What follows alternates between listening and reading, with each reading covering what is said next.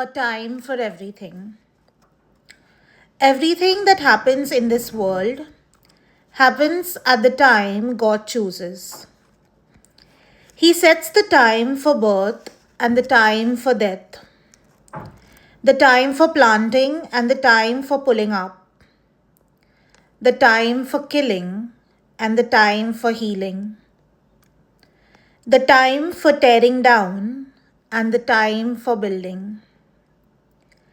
He sets the time for sorrow and the time for joy, the time for mourning and the time for dancing, the time for making love and the time for not making love, the time for kissing and the time for not kissing.